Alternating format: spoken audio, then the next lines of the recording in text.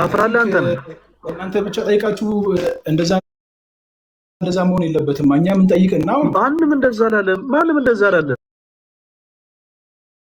ግን ለምን ይሄን ያክል ሸሸ? በእምነት ታፍራለህ ወይ? አሁን እኔም ልደትን ደግፌ በደንብ እንዳወራ ያደረገኝ ነገር ምንድን ነው መሰለህ? በጣም መሸሽ። ለምንድን ነው በእምነቱ ይሄን ያክል ያፈረው? ድል አደረገኝ። በእምነት ታፍራለህ አንተ? በኢየሱስ እና ያ ነገር ነው እናንተ የጀመራችሁት። ለምንድን ነው ጥያቄ ጠይቃችሁ ታፍራለህ? በእምነት ታፍራለህ ወይ ነው ያልኩህ። አሁን ከአንድም መቶ መንፈስ ቅዱሳዊ ያሉን አስተምህሮ እያየን ነው። ስለዚህ ላንሳ። በእምነት ታፍራለህ ወይ አንተ? ታፍራለህ በእምነት? አንተ ማታፍር ከሆነ መልስልኝ። እኔ እንደኛ ምን መልስላለን አልኩህ እኮ። አንተም ግን አንድ ቅድመ ሁኔታ አስቀምጥልን። በእምነት ታፍራለህ ወይ? ታፍራለህ ወይ? መልስ ያንተን። እሺ እኮ ምን ብለህ ነው የምታምነው? ማታፈር ከሆነ ንገረን። አንድ ጊዜ እምነትን ማወቅ ፈልገን ነው። ስግደት ሁሉ አምልኮ ነው ብለህ ታምናለህ ወይንስ አታምንም? አምልኮ ነው። ምንድን አምልኮ ነው? ኦኬ ይሄው ልደት አምልኮ ነው እያለ ነው። ከዛ በኋላ አንተ ደግሞ የምታነሳውን እንቀበላለን። በመጀመሪያ ግን ከለሱ ስግደቱ ላምልኮ ነው። ላንሳ ነኝ መለስኩልህ። አሁን ደግሞ ላንሳ ነኝ። አሁን ላንሳ። ቆይ ጀመርነው እንጨርስ እንጂ ጥቅስ ልሰጥ ነው። ቅድም ስለ መስቀል እያወራ መጽሐፍ ቅዱሳዊ አይደለም እያልክ ነበረ። እሱን አይቼ ነው የገባሁት። እኔ ደግሞ መጽሐፍ ቅዱሳዊ ያለውን ጥያቄ ልጠይቅ። ለምሳሌ ለእሑድ ቅዳሴ ቅዳሜ ማታ በማይ ተዙሮ ረቂቁ ጽሑፍ ላይ ተጥዶ ማተብ ተመቶበት ከዛ በኋላ እሑድ ጠዋት ተቀድሶ ተፈትቶ ዲያቆናት የተረፈውን ተረፈ ዲያቆናት ካህናት ፈትተውት። ስለምን ነው እያወራ ያለው? ቆይ ችግር የለውም ይግባ። አይ ቶ አይደለም አታስገባው። እኔ ነኝ ያልኩህ። እኔ ዝም ብለህ ችግር የለውም። ቆይ ግድ የለም ይግባ። ከርዕስ ውጭ ነው እኮ እያወራ ያለው። የት ነህ አባቴ? እኔ ፓሪስ። ና አንተ ነህ ና እኔ አንተ ነህ የፈለግከው? ና እንጂ ልደትም አንተም ነው እንፈልጋቸዋለን። በቃ ስጨርስ ስልክ አንሳ በኋላ። እሺ አነሳለሁ ችግር የለውም። እሺ አንድ ጊዜ ቆይ ራሴን ከፍ ላደርግና ወንድማችን አንተ ነህ ከይቅርታ ጋር ከየት ቤተ እምነት ነው የመጣኸው? አሁን ላይ አንተ ጠይቅኝ መልሻለሁ። ቅድም ስትል ሰማሁ ኢትዮጵያ አንተ ነህ። አሁን አንተ ስለተነጫነች እናዳምጣለን ማለት አይደለም። እሺ አንድ ጊዜ ከየት ቤተ እምነት ነው የመጣኸው? መልስልን። እያወራህ ከሆነ አይሰማም። ቅድም እንዳልኩ ስለ ጮክ ስለተነጫነች የሚሰማ ሰው የለም። እሺ ስሜትን መቆጣጠር ማችል ከሆነ ስሜትን እንቆጣጠርልሃለን እኛ። እሺ ከየት ቤተ እምነት ነው የመጣው? አንተ ነህ። ጥያቄን መልስልኝ። ቅድም መለስኩልህ እኮ እሱን ልመልስልህ ነው። ተረጋጋና በመጀመሪያ ከየት ቤተ እምነት እንደመጣ ከእንደገና ንገረኝ። ብራዘር ቤተ እምነት ነው የመጣው? እናንተ እንደፈለጋችሁ ማድረግ አትችሉም። ይዘው ይችላሉ። ለምሳሌ ሚውት ማድረግ ስለፈለጉ ሚውት አደረኩ። ምን ታመጣለህ? ምንድነው አክቲቪስት የሚያጫወተ? አንተ ተረጋጋና ላወራህ ነው ወዳጄ። ታወራ ነው። ብዙ ፉከራና ሽለላ አታብዛ እንጂ። እኛ እኮ ፉከራና ሽለላ ሳንሸልል እኮ ነው ኑ እናወራ ብለን እኮ ላይ የከፈት ነው። ብራዘር ተረጋጋ። ከቤት ቤተ እምነት የመጣው አንተ ነህ። ምን ይሰራልሃል? እሱ ጥያቄን መልስ። ማወቅ ፈለግን ማወቅ። ምክንያቱም ቀጣይ ስናወራ አንተ ነህ። የእናንተ መልስ በእኔ እምነት ዲፔንድ ነው። ተረጋጋ። ቆይ ስናገር አዳምጠኝ። እኔ ምን እንደምል አዳምጥና እንቀጥላለን። ምን ሆነ ነው? ስሜታዊነት እኮ ለክርስትና ጻር ነው። ከስሜታዊነት ውጣ በመጀመሪያ።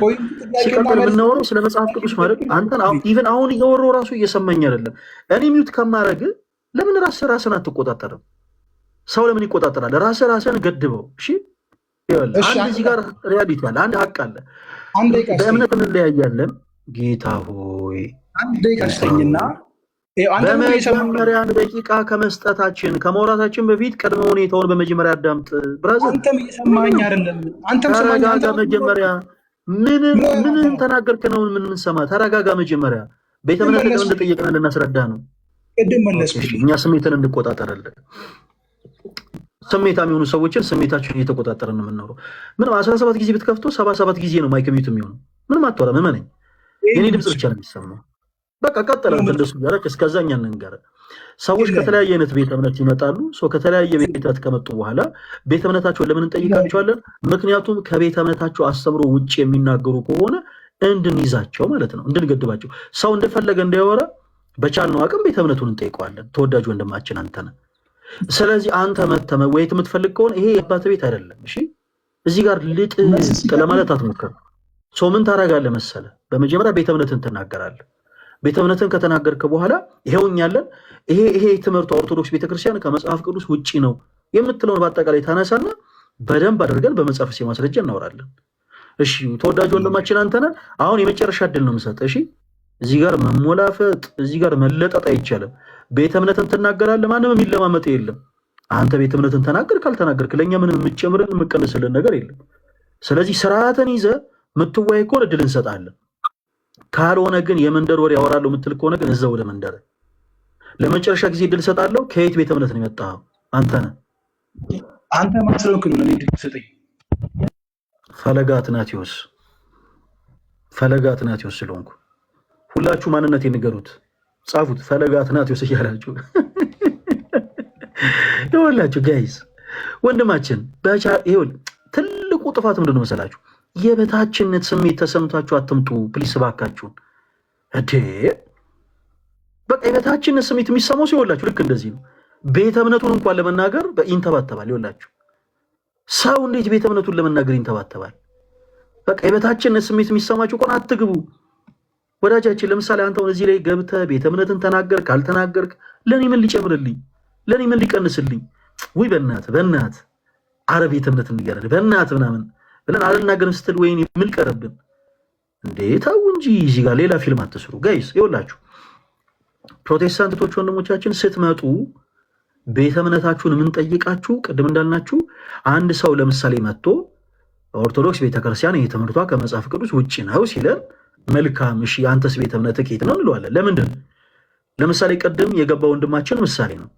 የሙሉ ወንጌል ቤተ እምነት ተከታይ ነኝ ካለ በኋላ ከሙሉ ወንጌል አስተምሮ ውጭ ሆኑ ነገሮችን አምናለሁ እቀበላለሁ ሲል ተያዘ። አያችሁ፣ ለዚህ ይጠቅመናል። ሰው ምክንያታዊ ሆኖ እንዲወያይ ምክንያታዊ ሆኖ እንዲጓዝ ይረዳል።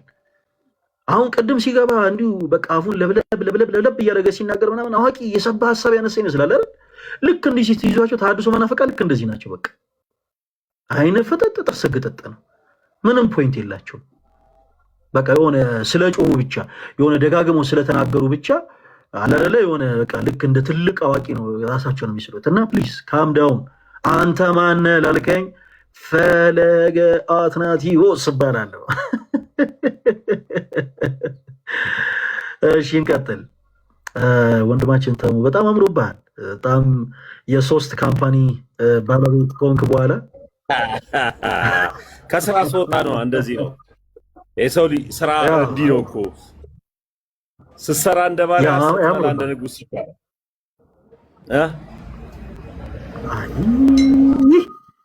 ጉዳችን ነው በቃ ጉዳችን ነው። አሁን በእናትህ አንድ ቆንጆ ጴንጤ ያስገባልኝ እስኪ ልወያይ።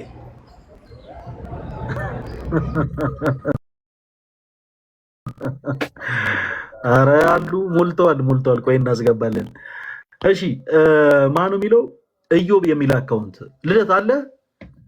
ለትሻ ቀጥል እስቲ አለን። ኢዮብ ሰላም ነህ? እንዴት ነህ? አለ እንዴት ነው? እግዚአብሔር ይመስገን። ከየት ቤተ እምነት ነው የመጣው? ወንጌላውያን የሚባል ሃይማኖት የለም፣ ግን ቤተ እምነት የት ነው? ድምፅ ደግሞ አለ አንተ ጋር ይሽራቅ በል ካለበት ቦታ። አሁንስ ይሻላል። የት ነው ህብረት የምታደርገው እያልኩ ነው። ቃልዎት ነው የማደርገው። ቃልዎት ነው የምታደርገው? እሺ። ኦርቶዶክስ ቤተክርስቲያን ከመጽሐፍ ቅዱስ ውጭ ይሄን ትምህርት ታስተምራለች ብለህ የምታስብ ከሆነ የምታምን ከሆነ ጥቅስ ጠቅሰህ እስኪ ንገረን።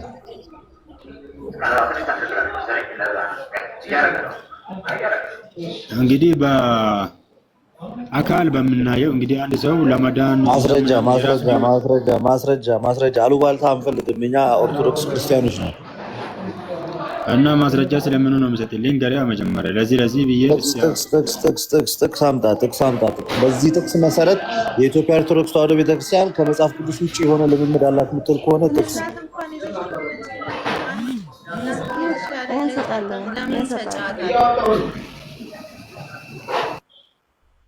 በጣም ድምፅ አለ እሱ ጋር። በስመ አብ ፈለገ ኃይለኛ ድምፅ። እዮብ አንተ ጋር በጣም የሚረብሽ ድምፅ ስላለ ከእንደገና እንትን አስተካክለና ያለህበትን ቦታ ወይ የሆነ ሁኔታ ነው። እሺ ፕሮቴስታንት የሆናችሁ ቶች ወንድሞች አንዳንድ ቁጥር ጻፉልን። እነዚህ ሄዶ የእናንተ የኦርቶዶክስ ቤተ ያው እንጠይቃቸው ዜዶ ሰላም እንዴት ነው?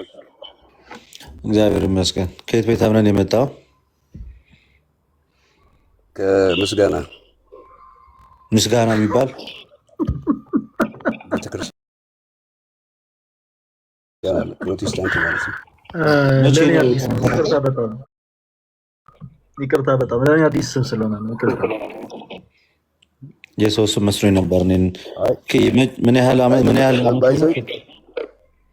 ከእናንተ የማይጠበቅ ነገር ባትናገሩ፣ ብዙ ሰው ስላለ መልካም ነው። ምስጋና ቸርች ይታወቃል። እውነት እግዚአብሔርን ይኸው ዜዱ በጣም ይቅርታ። ስለ እውነት እኔ ስለማላውቅ ነው። ምስጋና ስትል ኤክስፔክት ያላረኩት ስም ስለሆነ ነው ፈገግ ያልኩት። ይቅርታ በጣም ይቅርታ ይደረግልኝ። ስንት ዓመት ከተመሰረተ ስንት ጊዜው ነው? ትንሽ ቆየት ብሏል። በ19 ቤቶች ነው። 19 ስንት በግምት? 1950 ምናምን ቤቶች ውስጥ ነው። ኢትዮጵያ ከገባ ራሱ 1991 50ዎቹ ይላል። ምን ሆናል? 1991 ትላለህ ላለው ጭራሽ ምስጋና ቸርች አለ። ድንች በማብላት ድንች ወጥ፣ ድንች በስጋ 1991 እኔ የተወለድኩበት ዓመተ ምህረት ነው። ቆይ ወንድሜ ቆይ ተረጋጋ። ቆይ እኔ ልንገራ፣ እኔ ስለማውቀው ነው። ይሄ ድንች በስጋ እየሰጠ ነው ጉባኤ የሰበሰበው ምስጋና ቸርች ከተለያዩ አይነት። እንዲሁም ምስጋና ቸርች ድንች በስጋ ያበላሉ። ሐሙስ ስጋ አለ በነፃ ነው ምናምን እየተባለ ነው የሚካሄደውና እሱን ቀጥል። በቃ 1991 ነው የተመሰረተው። ቀጥሉ። አሁን እዛ ላይ እንቀጥላለን። አሁን ስለማውቀው ነው።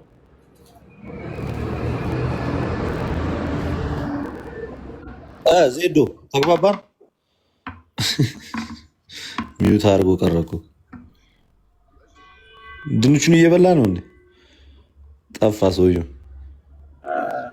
ዜድዬ አባቴ ልጅ ድምፅ ስላለ ነው ሚዩት ያደረኩት። ይሄ ከእናንተ የማይጠበቅ ንግግር ባታወሩ መልካም ነው እና ወደ ጥያቄ መሄድ ትችላለህ።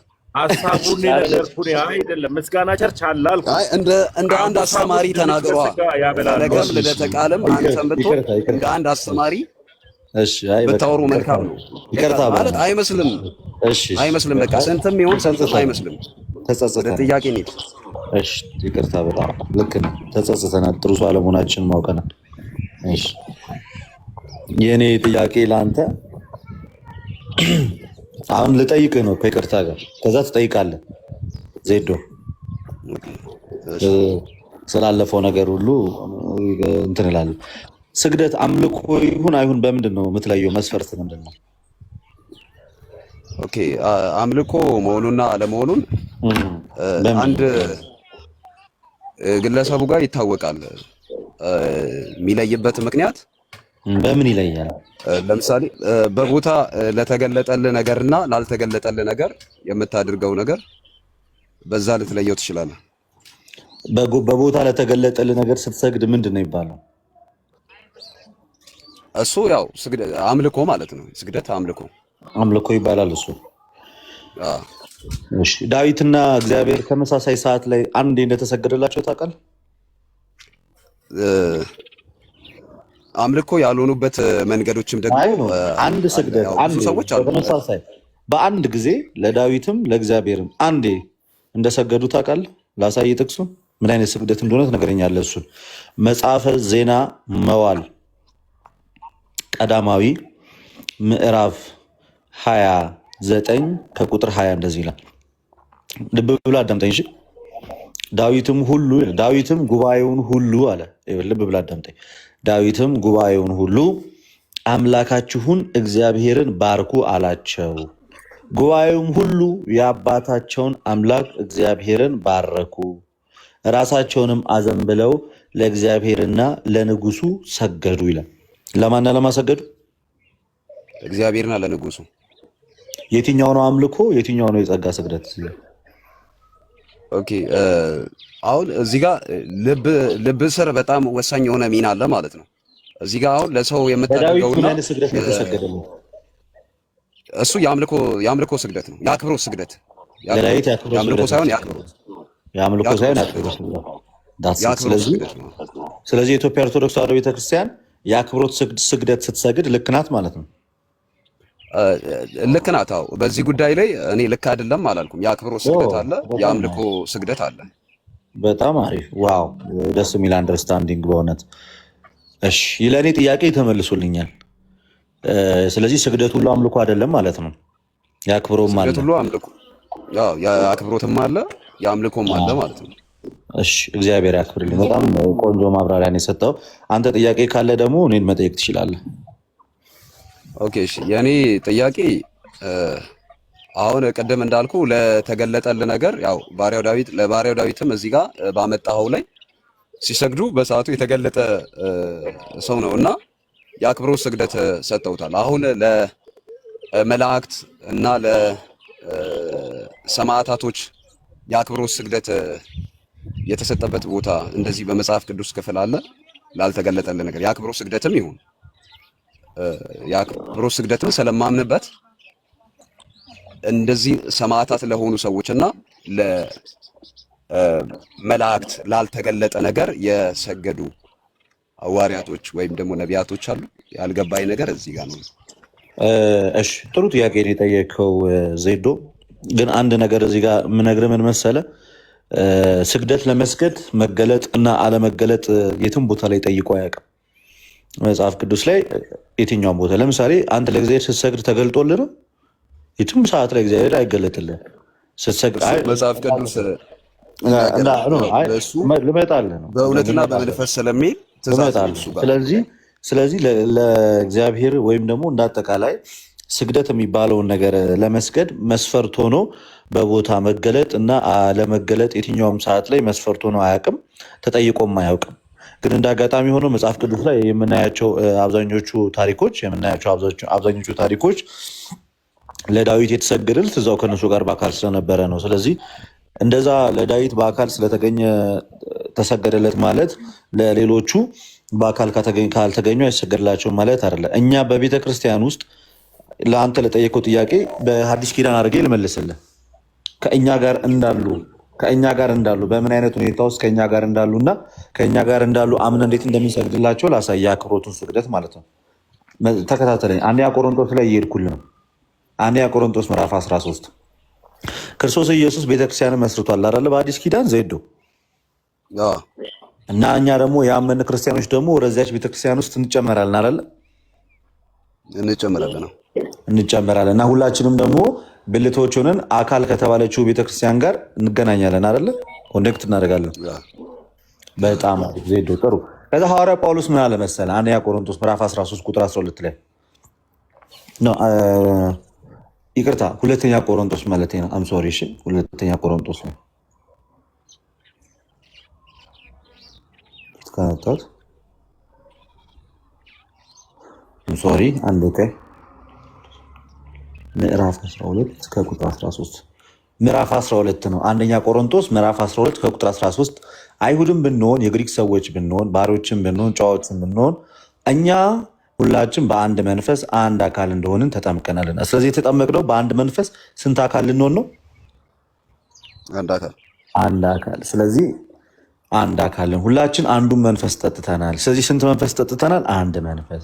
አካል ብዙ ብልቶች እንጂ አንድ ብልት አይደለምና እኛ ብልቶች ሆነን ከአካሉ ጋር ተጋጥመናል። አልተጋጠመንም?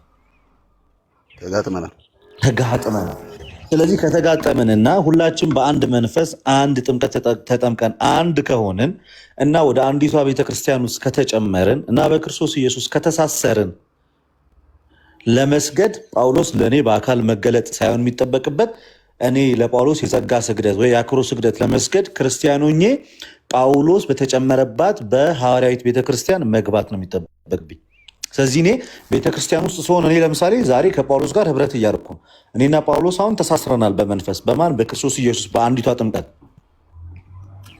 ስለዚህ ቤተክርስቲያን ውስጥ ሆኜ የምሰግደው ስግደት ሐዋርያው ጳውሎስን በልቦናዬ አስቤ ለምሳሌ ብሰግድ ያንን አክብሬው ጳውሎስን ስሙን ጠርቼ አክብሬ ለጳውሎስ ብሰግድ እየሰገድኩ ያለሁት ጳውሎስ በአካል የግድ እንደዚህ ሊትራሊ ተገልጾልኝ ሳይሆን ከእሱ ጋር እኮ አንድ ብልት ሆነን ከአካሉ ጋር ስለተጋጠምንና አንዱን የጌታ የኢየሱስ ክርስቶስን ቅዱስ ሥጋውና ክቡር ደሙ ስለተቀበልን እና በአንዲት ቤተክርስቲያን ውስጥ ስላለን እኔና ጳውሎስ አንድ ነን። በቦታ ርቀት ውስጥ እንኳን ብንሆን በአንዲት ጌታ ቤተክርስቲያን ውስጥ ነን ማለት ነው።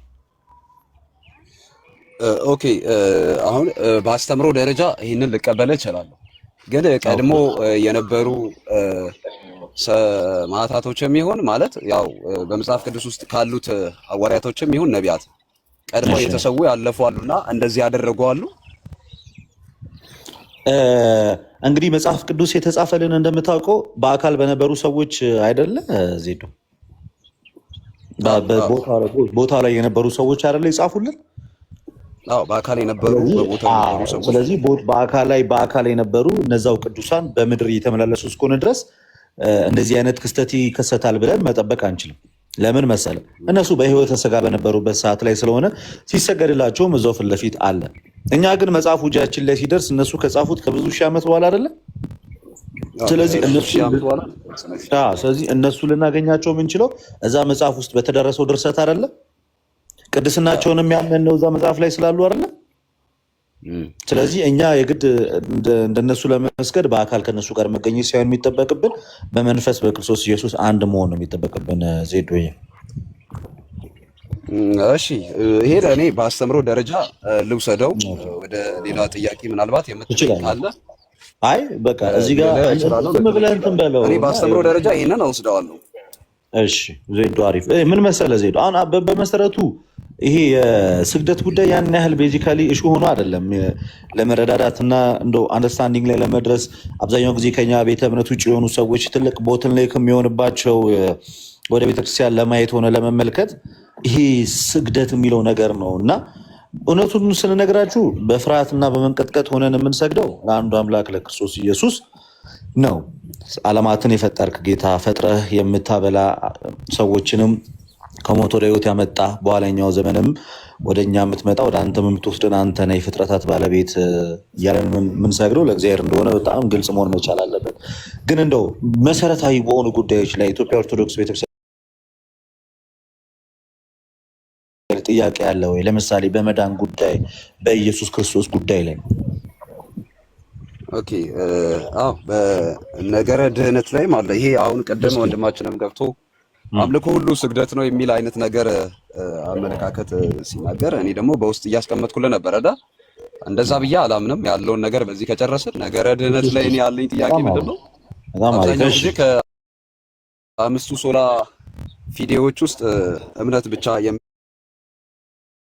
ያው ሁሉም ያው እምነት ብቻ ስግደት ብቻ ስግደት ለክብር ለእግዚአብሔር ብቻ የሚል አይነት ብቻ የሚሉ ብዙ ነገሮች አሉና አምስት ብቻዎች መጀመሪያው እምነት ብቻ የሚል አስተምሮት እምነት ብቻ የሚል ትክክለኛ አስተምሮ አይደለም ተብሎ ይነገራልና የመጀመሪያው ይሄ ጳውሎስ የሚናገረው አስተምሮና ያዕቆብ የሚናገረው መልእክት አይጋጭም ወይ? አብዛኛው ጊዜ ጳውሎስ እዚህ ጋር ጸጋው በእምነት አድናችኋል ይላልና ለድነታችን የጨመረው ነገር አለ ወይ? ብቻ ለአንድ የቻልንበት ምክንያት ምንድን ነው የሚል ነው። በጣም ጥሩ ጥያቄ ነው የጠየቀው። በነገራችን ላይ ኮር የሆነ ሀሳብ ነው ያነሳው። እንግዲህ በፕሮቴስታንቱ ዓለም እንደሚታወቀው አምስት ብቻዎች አሉ። ከነዛ አምስቱ ብቻዎች ውስጥ አንደኛው መጽሐፍ ቅዱስ ብቻ፣ እምነት ብቻ፣ ጸጋ ብቻ እያለ ይቀጥላል። ጳውሎስ ጸጋው በእምነት አድኗችኋል፣ ይሄም የእግዚአብሔር ስጦታ ነው እንጂ ከእናንተ አይደለም፣ ማንም እንደሚያካ ከስራ አይደለም ይላል። በምን መልእክቱ ላይ? በኤፌሶን መልእክቱ ምዕራፍ 2 ቁጥር 8 ላይ ይህንን ይናገር። እንደገና ደግሞ የጌታ ሐዋርያ ወይም የጌታ ወንድም ተብሎ በተለምዶ የሚጠራው ያዕቆብ ደግሞ በያዕቆብ መልእክት ምዕራፍ 2 ከቁጥር 24 ላይ ደግሞ ሰው በእምነት ብቻ ሳይሆን በስራ እንዲጸድቅ ታያላችሁ ብሎ ደግሞ ሲናገር እንመለከታለን። ታዲያ እነዚህ ሁለቱ ታዲያ እንትን የላቸውም ወይ? ግጭት የላቸውም ወይ? ነው የላቸውም። እንዴት እንደሆነ ላሳያችሁ። እንግዲህ እንደምታውቁት ሁላችንም በአዳም ምክንያት ሙታን ሆነን የሞተውን አዳም ለብሰናል አይደለ? ያንን ሙት የሆነውን የክርስቶስ የአዳምን ማንነት ለብሰናል እና ሙት በመሆናችን ምክንያት ሞት ወደ ሁላችን መጥቷል እና በራሳችን ኃይልና በራሳችን ጸጋ ከዛ ነገር መውጣት አልቻልንም እና ከዛ ነገር መውጣት ባለመቻላችን ምክንያት ሞት አሸንፎን የሞት ባሪያ ሆነን ቀጥለናል እና እንደዛ የሞት ባሪያ ሆነን በቀጠልንበት ሁኔታ ውስጥ እያለን ክርስቶስ ኢየሱስ ከእግዚአብሔር አብ ተልኮ ወደኛ መጣና ያለ ስራ ሁላችንንም ከሞት ወደ ህይወት ከጨለማ ወደ ብርሃን አመጣን። ይሄ ኢኒሻል ሳሊቬሽን ወይንም ሰዎች ሁሉ በማመን በጸጋ በሚስጥራት በኩል የሚቀበሉት መዳን ነው። እዚህ ላይ ማንኛውም ሰው የራሱን ስራ ጨምሮ እዛ የመስቀሉ ስራ ላይ አዋቶ መዳንን መካፈል የሚችል አንድም ሰው የለም። በዚህም ደግሞ የኢትዮጵያ ኦርቶዶክስ ተዋሕዶ ቤተክርስቲያን ጸጋው በእምነት አድኖናል፣ ያለ ስራችን የእግዚአብሔር ልጆች ሆናል ብለን እናምናለን። ይህ በጣም ክሊር ነው። ኦኬ፣ ታዲያ ክርስትና የእግዚአብሔር ልጅ በመሆን ብቻ የሚቆም ነገር ነው ወይ? ኖ አይደለም። ታዲያ ያዕቆብ የተናገረው ምንድን ነው? ኖ ያዕቆብ ጋር ከመሄዳችን በፊት ራሱ ቅዱስ ጳውሎስ ራሱ ጸጋው በእምነት አድኗቸዋል፣ ይህም የእግዚአብሔር ስጦታ ነው እንጂ ከእናንተ አይደለም፣ ማንም እንዳይመካ ከስራ አይደለም ካለ በኋላ 2 ምዕራፎችን ዝቅ ብሎ እንደው ምን ብሎናል? በጸጋ ድነናል ማለት ያለ ስራ የእግዚአብሔር ልጆች ሆነናል። ከሞት ወደ ህይወት ስንመጣ በክርስቶስ ኢየሱስ የመስቀሉ ስራና ስራ ብቻ ነው እንጂ የሰው ልጆች ያሟጡት ጾም፣ ጸሎት፣ ስግደት፣ ምጽዋት፣ ወጥቶ መውረድ፣ መነሳት፣ መቀመጥ የሚባል ነገር የለውም።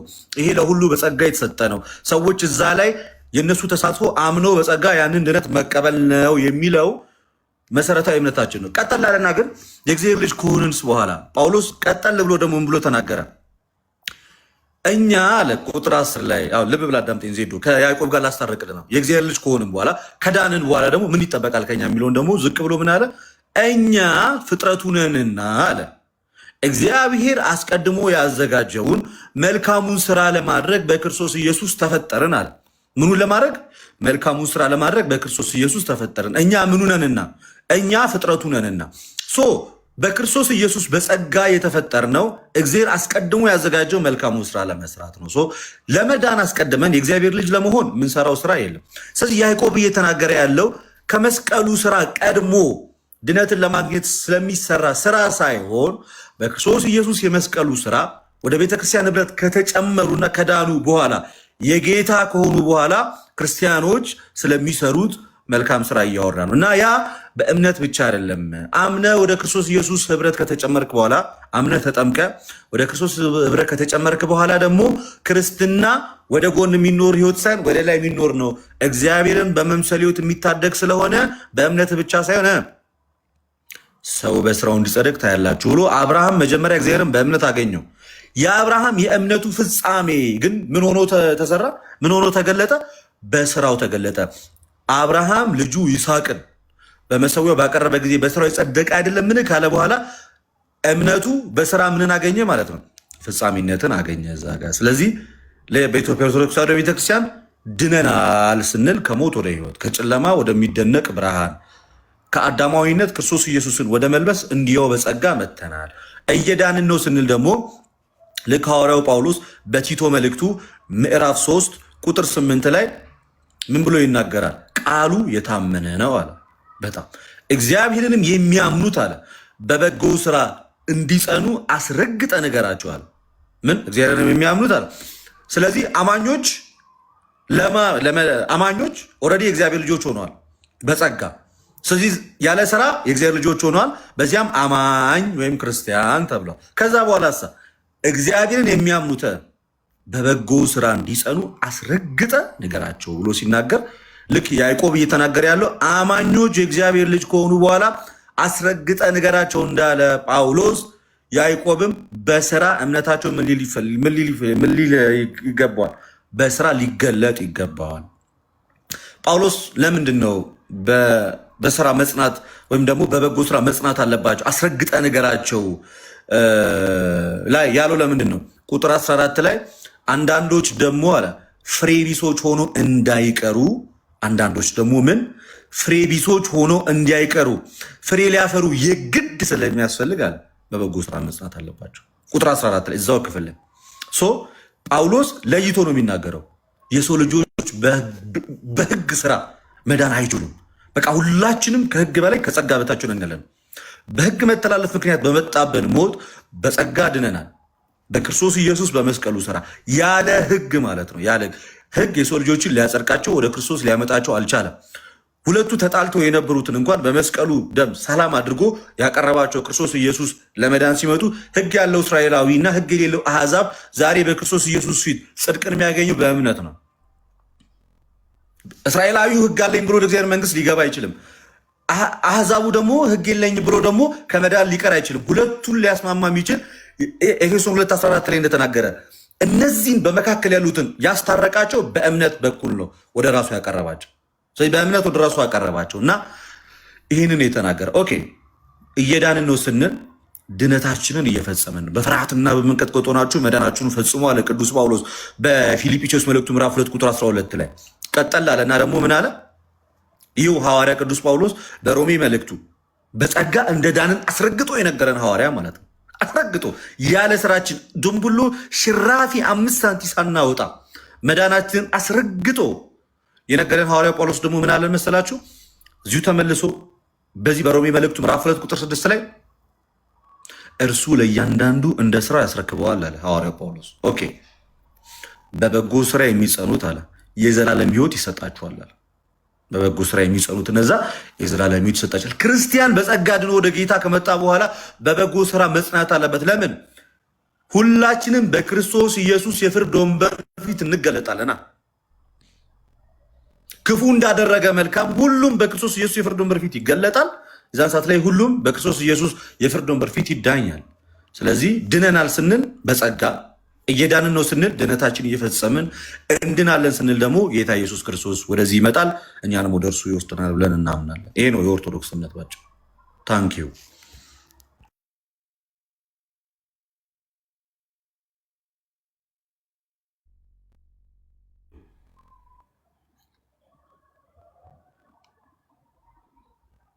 አይሰማም እንዴ ድምፄ? ምናልባት ዜዶ እያወራ ከሆነ የማይክ ምልክቱ ሆነ አንሳው።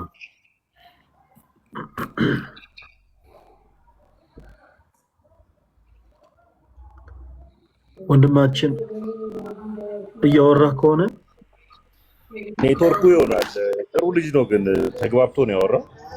በጣም አሪፍ ልጅ ነው። ከተመለሰ ይግባ። እሺ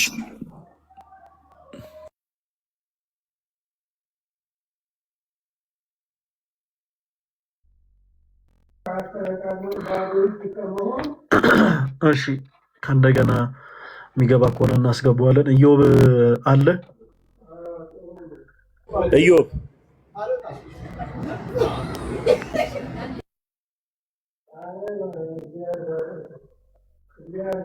ለምን ብሩክ የሚባለው ልጅ አታወራው? ከተመቸ ከተመስገን ጋር አላወራም። ሰላም እንዴት ናችሁ? ልደት አንተ ባልኮ ላይ አንድ ጨምሮ ብናወራ ደስ ይለኛል። አሁን ባነሳ እስኪ ብሩክ ሰላም ብያለሁ። እሱ የጀመረው ስለሆነ አንዴ ከሱ ባልጨርስና ከአንተ ጋር እቀጥላለሁ። ብሩክ እንደዚህ ማለት አትችልም። ችግር የለውም። ይሄ የክርስቲያን ቤት ነው። ክርስቲያን የሆነ ሁሉ ከፈለገ ልደት፣ ከፈለገ ተሙ፣ ከፈለግኩ እኔ፣ ከፈለግን ሌላም እነ ኢዮብም እነ ጋዲ መጥተው ማንኛቸው መናገር ይችላሉ። ዩአርና አንተ አይደለም ሰው የምትመርጠው። እሺ እሺ። አይ ጀምሮታል። አይ ማን ምንም ይሁን ማን አንተ አይደለም ሰው የምትመርጠው። በቃ ተመስገንም ይሁን ልደትም ይሁን ማንም ሰው እንደፈለገ ማውራት ይችላል። የአንተ ድርሻ እምነትን መመለስ ነው። መጀመሪያ ሰላምታ ይቀርም። አይ ይቀርብ ነበረ። አንተ ሳታስቀድሞ ቀረ። ጸብጸብ እያፈጠርክ ገባ። አላልኩም። ምንም አላወራሁኝም። እናንተ ጀምራችሁት። እሺ እኔው ከማንኛውም ሰው ጋር ላውራሽ ከማናችሁም ጋር ይሁን። ማይክን ሚውት አድርገው። ማይክን ሚውት አድርገውና ቆይ አንድ ጊዜ።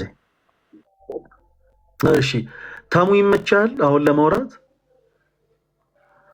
አሁን ደግሞ እንዳጋጣሚ ደግሞ ሰው መጣብኝ። በቃ እሺ፣ እሺ ቀጥሉለት።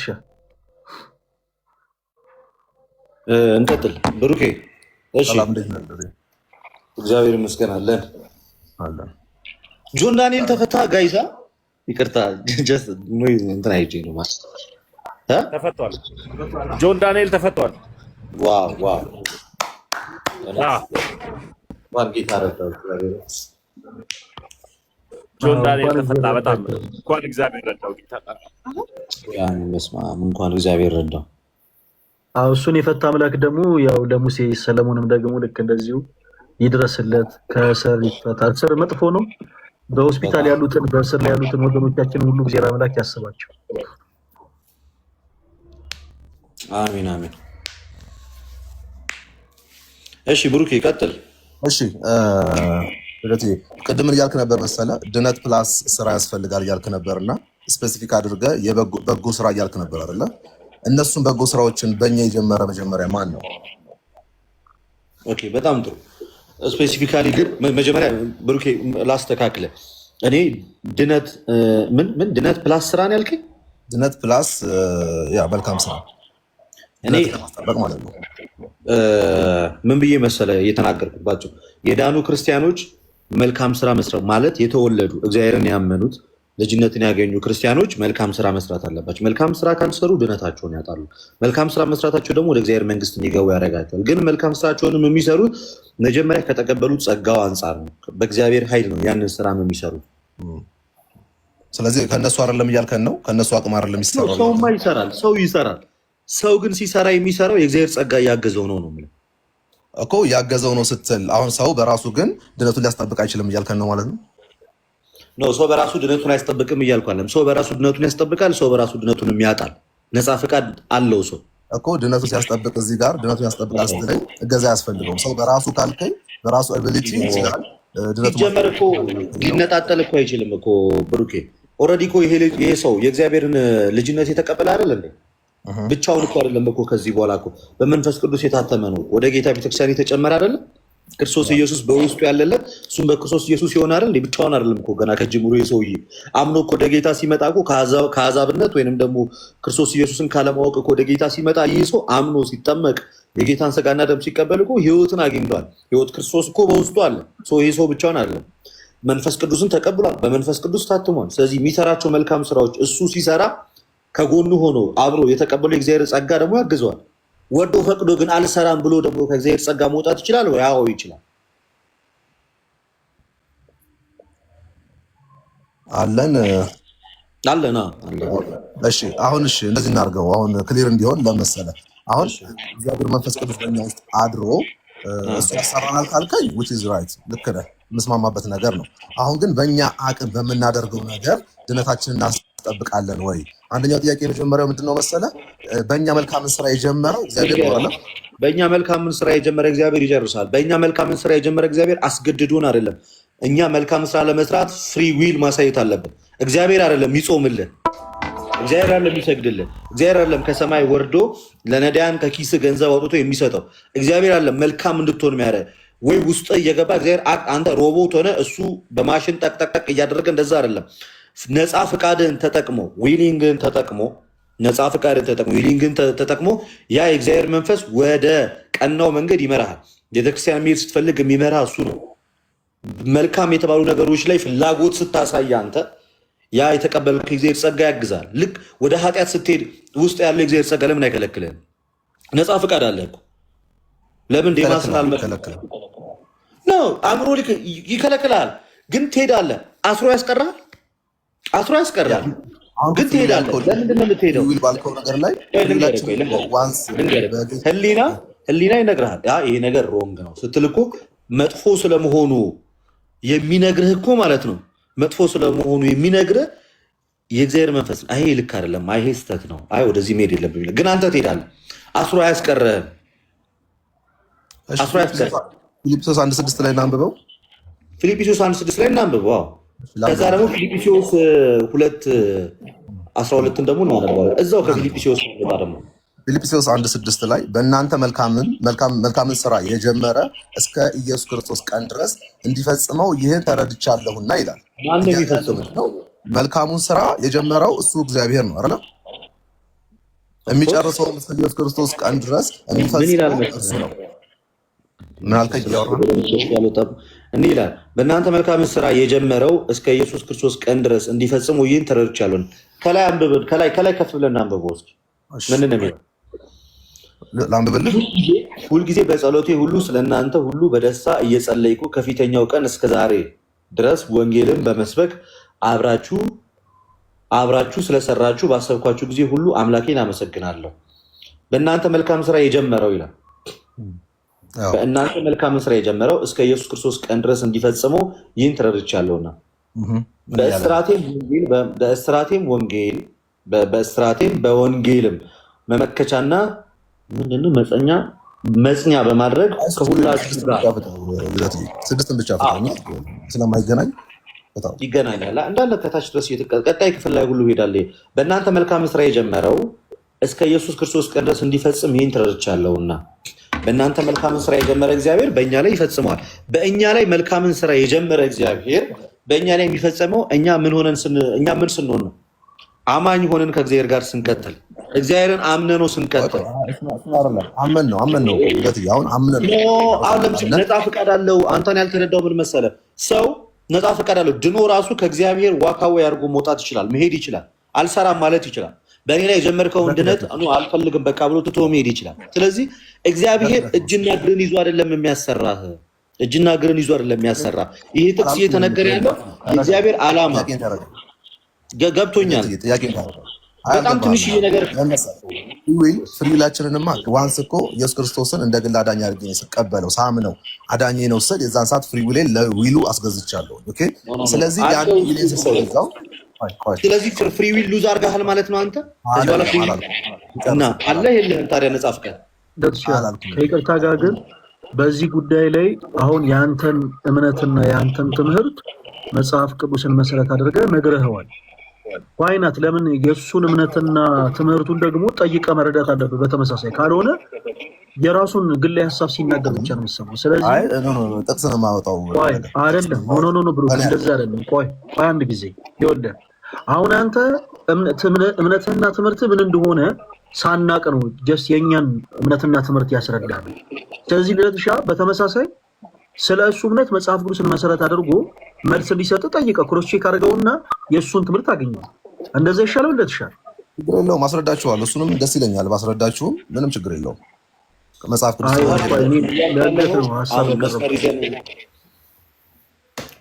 መስመር ይዘን እንድናወራ እየተናገርክ ያለው ስራ ለድነት በአጭሩ አያስፈልግም ነው? ስራ ለድነት አያስፈልግም ሳይሆን እንድታገኘኝ ፖይንቴን፣ ሰው ከዳነ በኋላ መንፈስ ቅዱስ እግዚአብሔር መንፈስ ቅዱስን በውስጡ ስለሚቀበል በመንፈስ ቅዱስ ተመርቶ መልካም ስራ የተባሉትን ገላትያ 5:22-23 ላይ ያሉትን እነሱን በሙሉ ያደርጋል። በራሱ አቅም ግን ሰሪው ማን ነው? ሰሪው እኛ፣ አሰሪው ደግሞ መንፈስ ቅዱስ። በቃ እኮ ሰሪው እኛ እኮ ማለት ምን እያደረግን ነው ማለት ነው? ከእግዚአብሔር መንፈስ ተነስተን ስራን እየሰራን ነው ማለት። በቃ ሰሪው እኛ ከሆነን እኮ ታዲያ ምንድን ነው የሚያከራክረን? እንደሱ አይደለም። ሰሪው ማን ነው? ልንገርህ። እሺ የምንሰራው ሰው እኮ ነን፣ እኛ እኮ ነን የምንሰራው። በምድር ላይ የምንታየው እኮ እኛ። ቆይ ልንገርህ። አሁን ገላትያ 5 ላይ አውጥቼ ላንብብልህና ገላትያ 5 ጭራሽ እሺ አንዴ ላንብብልህ። የመንፈስ ግን 22 ላይ የመንፈስ ፍሬ ግን ይላል አይደለ? እያነበብከው ከሆነ ተከተለኝ። የተገለጡ ናቸው። የተገለጡ ናቸው አይደል? የመንፈስ ፍሬ ግን ይላል የሥጋ ስራዎች የተገለጡ ናቸው ይላል። ከላይ ጀምራ የመንፈስ ፍሬ ግን ፍቅር፣ ደስታ፣ ሰላም፣ ትዕግስት፣ ቸርነት፣ በጎነት፣ እምነት ይላል። ማንም ሰው በራሱ አቅም ሰላምን በውስጡ ማስፈን አይችልም። ኧረ እባክህ አንተ ይመስልህ። ቁጥር ስንት ነው የምታነበው? 22 ነው እያነበብኩልህ ያለው።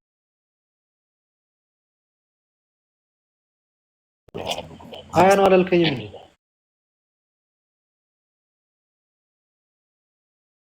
22 ነው ያልኩት። አባቴ አልሰማኝ ይሆናል። የመንፈስ ፍሬ ግን ፍቅር፣ ደስታ፣ ሰላም፣ ትዕግስት፣ ቸርነት፣ በጎነት፣ እምነት፣ የዋሃት፣ ራስን መግዛት ነው። እነዚህ ያሉትን የሚከለክል ሕግ የለም። እነዚህ አሁን ፍቅር የሚባለውን ፍቅርና ደስታን፣ ሰላምን በራስ አንድ ሰው በራሱ ማምጣት ይችላል። ምን አልከኝ? በራሱ አንድ ሰው ፍቅርን፣ ደስታን፣ ሰላምን በራሱ በአቅሙ በስጋዊው ማምጣት ይችላል? ምን አይነት ሰላም ነው? አሁን ለምሳሌ ዓለም የሚሰጠው ሰላም ወይስ በክርስቶስ ኢየሱስ የሚመጣው ሰላም? በክርስቶስ ያለውን ሰላም። በክርስቶስ ያለውን ሰላም ምን አይነት ጥያቄ ነው የምጠይቀኝ? ሰው እንዴት በራሱ ሊያመጣ ይችላል? በቃ ያዝልኝ፣ እሱ ነው የምፈልገው። ስለዚህ አሁን የመንፈስ ግን ፍሬዎች ብሎ ሲናገር ደስታንም፣ ሰላምንም፣ ትዕግስትንም፣ ቸርነትንም፣ በጎነትንም፣ እምነትንም፣ የዋህነትንም፣ ራስ መግዛትንም አንድ ሰው በራሱ ሊያመጣ አይችልም። ልደት ጋር ተስማምተናል። ስለዚህ እነዚህ ነገሮች ምንድናቸው ማለት ነው? አንድ ጥያቄ ቁጥር 6 ላይ አንድ ጥያቄ ልጠይቅህ። እሺ ገላትያ 6:7 ላይ አትሳቱ እግዚአብሔር አይዘበትበትም ይላል። ልክ ነው አይደለ? ሰው የሚዘራውን ምን ይላል? ያጭዳል። ክፉ ከዘራ ምን ያጭዳል? ያው ምን ግልጽ እኮ ነው። ክፉ ያጭዳል። መልካም ሲዘራስ? ያው መልካም ነው።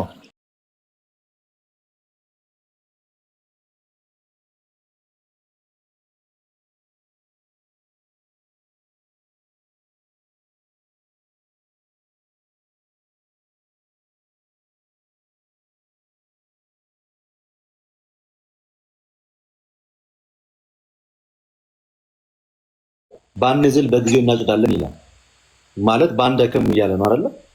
ያ ባንደክም ሲል በእንትን እንዳታረገው። አሁንም እኮ ወደኛ ቆይ አሁን በጣም የሆነ ሰዓት ላይ ጥፍ እንዳትል። ባንዝል በጊዜው እናጭዳለን፣ ባንደክም በጊዜው እናጭዳለን እያለ ነው። ባንሰለፍ ባንዝል ማለት ስድስት ነው እያነበብክ ያለው። 9ን እያነበብኩ ነው ያለው። 6:9 ባንዝል በጊዜው እናጭዳለን ማለት ባንደክም እያለ ነው።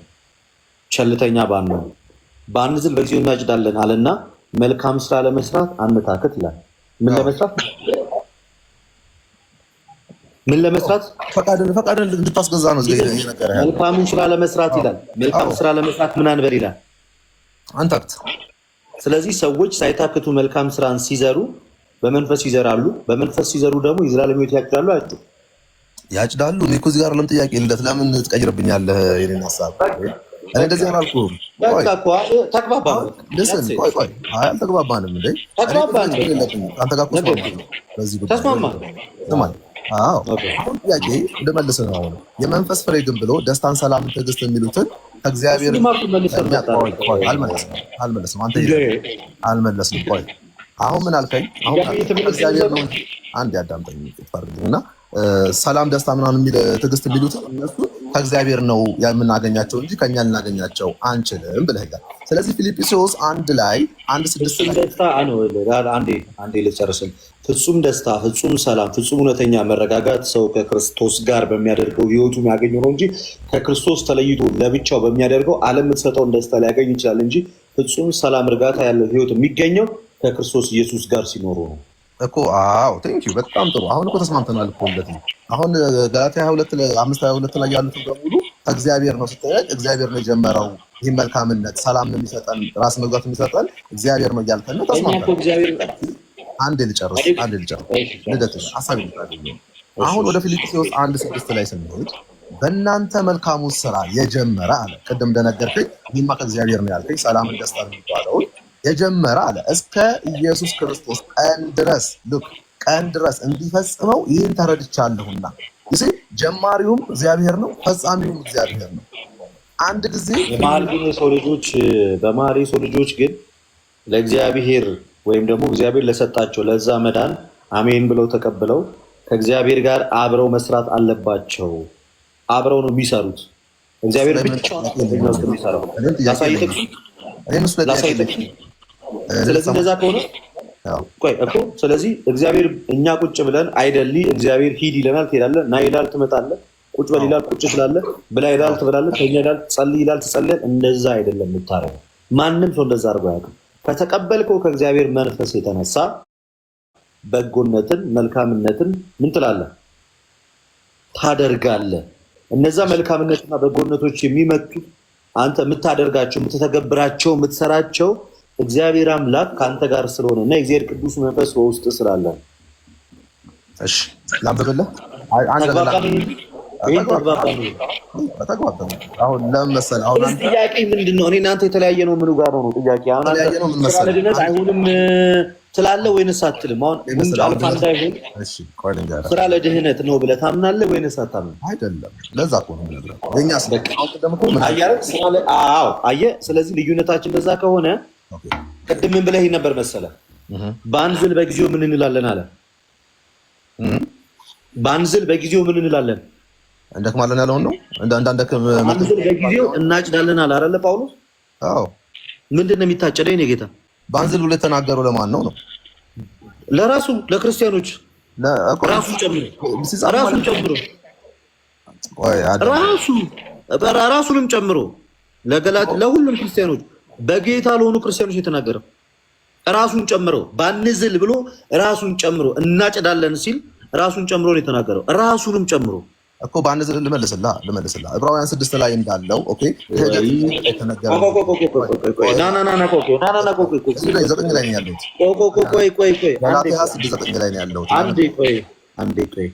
ገላትያ ላይ ነው ያለነው። ባንዝል በጊዜ እናጭዳለን ያለው ጳውሎስ ነው አይደለ? ለሰን እኮ ላምብ ብለህ ያልኩህ እርሱ ላይ ነው ያለው ነው ወይስ አይደለም? አዎ ነው ያወራው ሰው አይደል? ስለዚህ ራሱንም ክርስቲያኖችንም ጨምሮ ነው የተናገረ ያለው አይደል? አጠቃላይ አዎ ምንድን ነው የሚያጭዱት እኮ እንድመልስልህ ደግሞ እሺ ምንድን ነው 6:9 ላይ ባንዝል በጊዜው እናጭዳለን መልካም ስራ ለመስራት አንታገል አለ። እንደዚህ ሲል ምን እየተናገረ ነው ያለው? ክህደት እንዳይመጣ በመሃላቸው ቆይ እኔ ልጨርስልህ አንተ ታወራለህ፣ ችግር የለውም። እያወራ ያለው በገዝ እንደ እግዚአብሔር ነው መልካሙ ስራ የጀመረውና የሚጨርሰው እያለ እያወራ ያለ አሁን እዚህ ጋር አይደለም ኖ እሺ እስከ ሌላ ምን አንዴ ክህደትን ያልኩህ ትልቁ ላይ አድርገኝ። በክህደት ታጠዋለህ ድነትን አንድ ትልቁ ላይ አድርገኝ። አኔ በክህደት ድነትን አታጣውም አይደለም። ምን የኔ ጥያቄው ስለማጣት አይደለም። አየህ ለዚህ ነው ፕሮቴስታንት የተባለ እንዳለ የተጠየቀውን ጥያቄ በቀጥታ የመለሰ ቀን ጉድ ይፈላል። እኔ ስለማጣት አይደለም እያወራን ያለነው ዘላለም ሕይወት ስለማግኘት ነው። ከላይ ምንድን ነው ያለ? በመንፈስ ብትዘራ በመንፈስ ከመንፈስ የዘላለም ሕይወት ምን ትላለህ?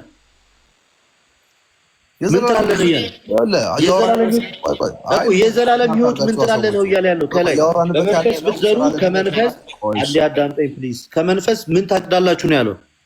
ኧረ ተረጋጋ። ነበር ነው እኮ መልሰን እኮ ተረድቻለሁ ብለህ ከመጣህ በኋላ ደግሞ ስናብራራው ነው ትንሽ ያዝ አድርጌ ስጠይቅህ ሌላ አላስገኝም። አሁን ጥያቄያችን ነበረው። አሁንም ደግሜ ላስታውስህ። አንተ ያልከኝ ስራ ለድህነት ይሆናል ወይስ አይሆንም ብለህ የምታምነው? ኦፍኮርስ ስራ ለድህነት ይሆናል። ከዛ ምን አልከኝ? ምን አልኩህ? እኔ ስራ ለድህነት አያስፈልግም ብዬ ደመደምኩ። ኦኬ እኔ እናንተ ደግሞ መለስኩ። እኔ እናንተ ደግሞ የምንግባባው በምንድን ነው መሰለህ? አሁን ኦኬ ስራ ለድህነት የማይሆን ከሆነ ሰው ከዳነ በኋላ ታዲያ ምንድን ነው የሚሰራው ስራ? በማን ነው የሚሰራው ስራ? ኦር ደግሞ በራሱ ሰርቶ መዳን ይችላል ወይ የሚለውን አንተ ታሳየኛለህ ማለት ነው። በጣም ጥሩ ጠይቅ። ላሳየህ። በጣም ጥሩ። ቅድም ሳብራራ ምናልባት እኔ እኮ በጣም ብዙ ጊዜ እኛ ስናወራ ለመጠየቅ ብቻ ለመቃረን ብቻ ስለሆነ ልባችሁና ጆሯችሁ የሚከፈተው የተናገርነውን ነገር አትሰሙትም። ቅድም ማነው አንድ ልጅ ከጎኔ ቁጭ ብሎ ሲጠይቀኝ የነበረውን ጥያቄ መለስኩት። ለዚህ ነው ሲጀመር ለመዳን ሰርተን እናውቃለን። ለየትኛው መዳን? በቃ ጥያቄ የመጀመሪያ ጥያቄ ለመዳን ስንሰራ ስለ የትኛው መዳን እያወራ ነው? መዳን አንድ ነው፣ ግን አስቀድመን ልጅነትን ስላጣንበትና ልጅነትን ለማግኘት የምንሰራው ስራ አለ ወይ? እሱን ልጅነት ለማግኘት አልኩኝ። እሱን ልጅነት ለማግኘት የምንሰራው ምንም ስራ የለም። አንዴ አዳምጠኝ ፕሊዝ። ስትጠይቅ ወይ ስትጠይቅ በስነ ስርዓት አታወራ ወይ ሰው ጨርሳ አዳምጣት። ከመጀመሪያ ጀምሬ ስናገር ነበረ። በአዳም ምክንያት ሁላችንም ልጅነታችንን አጥተናል። ይሄ ግልጽ ነው። በአዳም ምክንያት ልጅነታችንን አጥተናል። ያጣነውን ያ ልጅነታችንን በእኛ ስራ መመለስ አልቻልንም። አብርሃም በራሱ ስራ መመለስ አልቻለም። ከሱ በኋላ የተነሱት እስከ ክርስቶስ መምጣት ድረስ ያለ ማንም ሰው ማለት ነው በራሱ ያንን ነገር ሊያመጣው አልቻለም። ስለዚህ ምን አደረገ? መራቆታችንን ያጣነውን ልጅነታችንን ሊመልስልን ክርስቶስ ሰው እስከ መሆን ወደኛ ቀረበ። የኛም ባህሪ የራሱ ባህሪ ያደረገ፣ የባሪያን መልክ ያዘ፣ በምስሉም እንደምናየው ለመስቀል ሞት እንኳን የታዘዘ ሆነ አለ። ሰው ሆነና ልጅነታችንን መለሰው በጸጋ ያለ ስራችን። ከዛ የእግዚአብሔር ልጆች ተባለ። ስለዚህ የእግዚአብሔር ልጆች ከሆነ ደግሞ የእግዚአብሔር መንግስት ወራሾች፣ ተስፋ ተካፋዮች ነን ማለት ነው። ተካፋይ ያ ተስፋችን የሚፈጸመው ደግሞ ምን ስናደርግ ነው? አብረን ደግሞ ከእርሱ ጋር መከራ እንቀበል፣ አብረን ደግሞ ከእርሱ ጋር ምንድን ነን አለ? ወራሾች ነን አለ ጳውሎስ። ስለዚህ ክርስቲያኖች፣ ኦርቶዶክሳውያን ይህንን የእግዚአብሔርን ልጅነት ከዚህ በኋላ ፕሊስ በቃ መስማት አንፈልግም። ይሄን ከእናንተ እኛ መልካም ስራ ብለን የተናገረ ያለ ነው። ከምን በኋላ ነው? የእግዚአብሔር ልጅ ከሆንን በኋላ የእግዚአብሔር ልጅ ከሆነ በኋላ የእግዚአብሔር ልጅ ሆነን በእግዚአብሔር ቤት ውስጥ እያደግን ስለምንሰራው መልካም ስራ በፍርሃትና በመንቀጥቀጥ ሆናችሁ መዳናችሁን ፈጽሙ ብሎ የተናገረው እግዚአብሔር ልጅነትን በመስጠት መዳኑን በእኛ ፈጸመ አይደል? ጀመረ። እኛም ከዛ አሜን ብለን አምነን አዎ ክርስቶስ ኢየሱስ የዓለም መድን ነው፣ የዓለም ጌታ ነው፣ የአብ ብቸኛ ልጅ ነው ብለን አምነን ወደዛ መዳን ተቀላቀልን። ከዛ በኋላ የእግዚአብሔር ልጆች ሆንን። የእግዚአብሔር መንፈስ ተቀበለን። መንፈሱ ከመንፈሳችን ጋር እየመሰከረልን እኛ ደግሞ ምን እናደርጋለን? እንዳንቆረጥ መልካም ስራ እንሰራለን። ጳውሎስ እንደተናገረ ጸንታችሁ ቁሙ እንዳለ ጸንተን እንቆማለን። ስለዚህ ስንሰራ የዛን ሰዓት ላይ የምንሰራው የእግዚአብሔር መንፈስ ሳያግዘን ነው ወይ? አይደለም። የእግዚአብሔር መንፈስ ከተለየ ምን ጊዜም የዳንክ ሰው አይደለህም አስቀድመህም ማለት ነው። የእግዚአብሔር መንፈስ ግን አብሮ ካንተ ጋር ካለ የምትሰራው ያ መልካም ስራ መልካም ፍሬ ብዙ ፍሬ እያፈራ የሚሄደው ከተቀበልከው ከእግዚአብሔር መንፈስ አንጻር ነው። ስለዚህ ጳውሎስ እንዳትደክሙ ሲል ምን እያለ ነው? እንዳትዝሉ ሲል ምን እያለ ነው? ወደኋላ እንዳታፈገፍጉ፣ እንዳትዝሉ፣ እንዳትደክሙ፣ ወድቃችሁ እንዳትቀሩ፣ ጽኑ፣ በርቱ፣ ተግታችሁ ስሩ። ከዛም በመንፈስ የምትዘሩት ያ የዘላለም ሕይወት እንድታጭዱ ያደርጋችኋል እያለ አሁን እኮ ያው ነው የምታወራው ሁሉ እኛ ከጥንተ አብሶ ድነናል፣ ልጅነታችን ተመልሷል። ጀመር ጥንተ አብሶ የሚባል ነገር የለም። ቆይ አንዴ ልጨርስልህ። አሁን ሳወራ በማለት ሰምቻለሁ። አሁን ጥንተ አብሶ የሚባል ነገር የለም። የሌለ ነገር ስታወራ ነው። አንዴ ቆይ አሁን ምን አልክ? ልጅነታችን ተመልሶልናል፣ በክርስቶስ ኢየሱስ አምነናል፣ ድነናል። ግን አሁን አልክ ግን አሁን እንዳንቆረጥ እንሰራለን አልክ አይደለ? ታስችለው ፍሬ ማፍራት አንድ እንዳንቆረጥ ልክ ነው። እንዳንቆረጥ ካልከኝ እኮ የኔ ጥያቄ ልክ ነው። እኔ እያልኩ ያለሁት ኦኬ በጌታችን በኢየሱስ አምናችኋል፣ ግን ድነታችሁን ለማስጠበቅ አንድ ሰው እስከሚሞት ድረስ ኦኬ ድነቱን ለማስጠበቅ የሚሰራው ስራ አለ። ያንን ነገር ካልሰራ ድነቱ ሙሉ አይሆንም፣ አይድንም አይደል? ስለዚህ ሰው መልካም ስራ ካልሰራ ድነቱን ያጣዋል አያጣውም? ድነቱን ያጣዋል አያጣውም? ላገኝ ፈልጌ ነው የምትለው አይደለም? አይደለም። አንድ ጊዜ ብቻ አንድ ነገር ብቻ ያ ሰው መልካም ስራ ካልሰራ ድነቱን ያጣዋል ወይስ አያጣውም? እኔ ቆይ ለመጀመሪያ በርስ ለምን አትመልስልኝም? አሁን ያልከው ልክ ነው። እኔ ያልኩህ ነገር ልክ ነው ወይ? አሁን አንድ ሰው በኢየሱስ ክርስቶስ እምነት አምኗል፣ ልጅነቱ ተመልሶለታል። ያንን ልጅነቱን ግን አስጠብቆ ኦር ሳሊቬሽን አስጠብቆ እስከ ለተሞቱ ድረስ ግን እንዳይቆረጥ መስራት አለበት ነው ያልከው አይደል? ከመጽሐፍ ቅዱስ ስቅስቅ አድርጌ ልመልስልህ እሱን ጥያቄ ነው። አይ መጀመሪያ ነው አይደለም በለኝ፣ ችግር የለውም ወደሱ እመጣለሁ እኮ ልመልስልህ እኮ ነው። አይደለም በለኝ መጀመሪያ ልደት ነው አይደለም ብዬ ልመልስልህ ነው አይደለም በለኝ ልመጣልህ እኮ ጥያቄ ስላልጨረስኩ ነው። ሰዎች መልካም ስራን የሚሰሩት ድነታቸውን እስከ መጨረሻው ድረስ ለማስጠበቅ ነው ወይ? አዎ። መጽሐፍ ቅዱስ ይህን ቃል ይደግፈዋል ወይ? አዎ። ቃሉ የታመነ ነው እግዚአብሔርንም የሚያምኑት ይላል። አንዴ ቃሉ የታመነ ነው። ቲቶስ 3:8 ቃሉ የታመነ ነው። አዎ ብዬ ነው የጀመርኩት እንዳትረሱ። ቃሉ የታመነ ነው እግዚአብሔርንም የሚያምኑት በመልካም ስራ በጥንቃቄ እንዲጸኑ እነዚህን አስረግጠ እንድትናገር እፈቅዳለሁ። እግዚአብሔርን የሚያምኑት በመልካም ስራ በምን እንዲጸኑ? በጥንቃቄ እንዲጸኑ። ኦፍኮርስ በጥንቃቄ እንድትጸኑ ቀጠል አለና ደግሞ ከወገኖች ያሉት ደግሞ ፍሬቢሶች ሆነው እንዳይቀሩ የግድ ስለሚያስፈልግ ነገር በመልካም ስራ እንዲጸኑ ይማሩ። ፍሬቢስ ሆነ እንዳትቀር። ፍሬቢስ ሆንክ ትቆረጣለህ። ከሰባት ጀምረው አየህ ልደት የሳትኩ አሁን እዚህ ጋር ከሰባት ጀምረው ማን እንደሚሰራ ይነግራል። ከሰባት ጀምረው በቃ ጉንጭ አልፋ ነው ከአንተ ጋር ከሰባት ጀምርና አንተ እኮ ነው ያመጣኸው መረጃው እኔ አይደለሁም። በቂ ውይይት አድርገናል። ክርስቲያኖች መማር ያለባቸውን ነገር ተምረዋል። የሞኝ ዘፈን መልሶ መላሱ እዛው ከሚሆን የኛ የክርስቲያኖች እምነት በጣም ክሊር ነው፣ በጣም ግልጽ ነው፣ በጣም ደስ የሚል እምነት ነው ያለን። ለዚህም እግዚአብሔር የተመሰገነ ይሁን። በእውነተኛይቱ በጌታ ቤተክርስቲያን ስላለን እግዚአብሔር የተመሰገነ ይሁን። ከሐዋርያት ትምህርት ያለየን በሐዋርያት ትምህርት ውስጥ ጸንተን እንድንቆይ ያደረገን የቅዱሳን አምላክ ልዑል እግዚአብሔር በእውነት የተመሰገነ ይሁን። ክርስቲያን እንደመሆናችን በጣም የሚያረካኝ ሁሌ ደስ የሚለኝ ማለት ነው ስናወራ ከመጽሐፍ ቅዱስ ጥቅስ ብድግ ፒክ እያደረግን ነው። እንዲህ ነው ምናምነው። አዎ ለመጽናት ነው ወይ? አዎ ይኸው ቲቶ 3 ላይ ጳውሎስ እንዲህ ብሏል። እንዳንቆረጥ ነው ወይ? አዎ ዮሐንስ በወንጌሉ ምዕራፍ 15 ከቁጥር 2 ላይ እንደዚህ ብሏል። መልካም ስራ መስራት አለባችሁ እንዴ? አዎ። በጸጋው ድናችኋል ወይ? አዎ። ኤፌሶን 2:8 ላይ በጸጋ ስለምናችሁ ነግሮናል። መልካም ስራ ያስፈልጋል ወይ? አዎ። እዛው ምዕራፍ 2 ምዕራፎች ወረድ 2 ቁጥሮች ወረድ እንዳልክ 10 ላይ ደግሞ እኛ ፍጥረቱንና ብሎ ደግሞ ጳውሎስ ተናግሯል። በፍርሃት በመንቀጥቀጥ ሆናችሁ ደግሞ መዳናችሁ ፈጽሙ ይላል። የእግዚአብሔር ጸጋ እያገዘን የእግዚአብሔር ኃይል እያገዘን በእኛ የጀመረው ያ የእግዚአብሔር መንፈስ ከእኛ ጋር እስከሆነ ድረስ እኛ ከእግዚአብሔር እስካልተለየን ድረስ ከእርሱ ጋር እስከጸናም ክርስቶስ ኢየሱስን በልባችን እስካነገስ ነውና ከእርሱ ጋር እስከተጣበቅን ድረስ ማለት ነው። ከእርሱ ጋር እስከተጣበቅን ድረስ ያ የእግዚአብሔር መንፈስ እያገዘ መልካም ስራ እንሰራለን። ሲነርጂ ነው ድነት እኛና እግዚአብሔር ማለት ነው። እና ፈሌ ጨርሻለሁ። እኔ ስለነበረን ጊዜ እግዚአብሔር የተመሰገነ ይሁን። ወስብሐት ለእግዚአብሔር ወለወላዲቱ ድንግል ወለመስቀሉ ክቡር። ይቆየን። አሜን። ለሻ እናመሰግናለን። አንድ የመጨረሻ ሰው ተቀበል እንጂ ሎያል የሚል ሰው ገብቷል። ደከመኝ ጉልበት አጣ። እሺ ቤተ እምነታቸው ብቻ ጠይቀና እኔ እቀጥላለሁ። ወንድማችን ጌት ቤተ እምነት ነህ? ሎያል ሰላም ናችሁ? እንዴት ናችሁ? ደህና ነሽ? ማነው ስም? ሰሊ ደህና ነህ? ስላሴ ይመስገን። ልደት አንተስ እንዴት ነህ? ልደት ይህን ድምፅ አታውቀውም?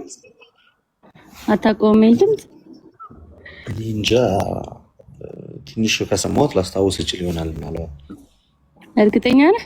እኔም አራት ወዳጅን ኧረ ታውቁታላችሁ በደምብ። ጊፍት ሰጥተሃት ነበር መሰለኝ አንድ ጊዜ ጊፍት ሰጥተሃት ነበር መሰለኝ አንድ ጊዜ። እኔ ጊፍት ሰጥቻት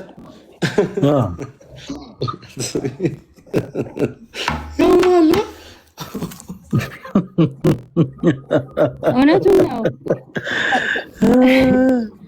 ሰጥቼሽ ነበር? አዎ የምር በጣም የምታውቀው ሰው ነው ልደት።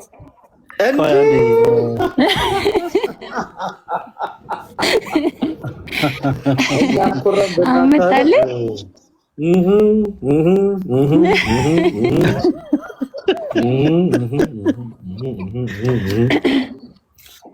አስታወስኩ።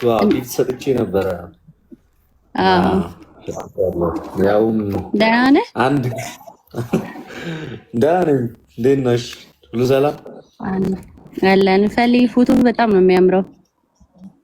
በጣም በጣም ቀብራራ ወንድማችን ታንጸባርቃለህ። መጨረሻ ኦ ማይ ጉድነስ። ሰላሙ ላይ ቡድ ዘጋው ነው። ቻው። እሺ መነጽር ምናምን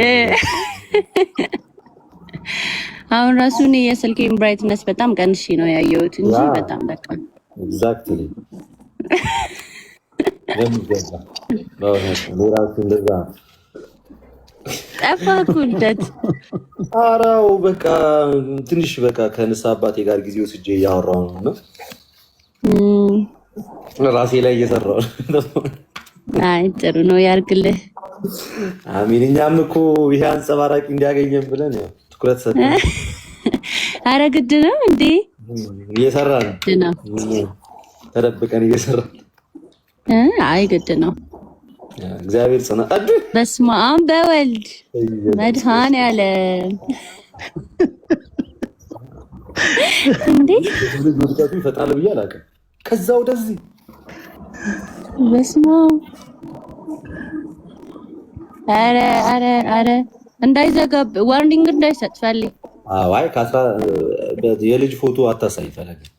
ዋርኒንግ ይሰጣል። የህፃናት ፎቶ አታሳይ።